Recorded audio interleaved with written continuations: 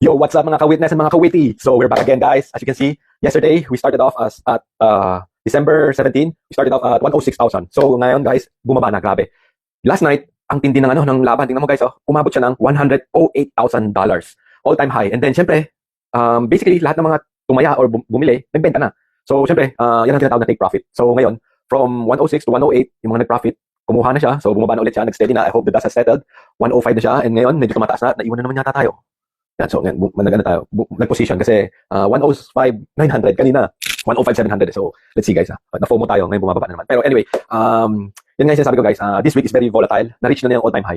So mag-ingat tayo, guys. Medyo downtrend na tayo this week, but I hope positive yan on Friday. But not a financial advice, of course, like everything else. Please do accept this like a grain of salt. And syempre, the volatility is very high and low. It's very big ang ano niya. Nakita nyo, guys, nagkaroon na siya ng cross dito. So sa MACD niya, I think we're on a downtrend na for until this na kasi syempre lahat ng tao nag-take profit na, guys. All-time high na abot na kagabi. So ngayon pababa na, and I hope you trade safe. I told you, okay, there's a quote I screenshot. The key is not to prioritize what's on your schedule, but to schedule your priorities. So always remember, guys, do what's more important. Do it first. Pabayaan nyo na yung mga ibang ano nyo, but syempre you have to take care of your family first. Your work or your job is only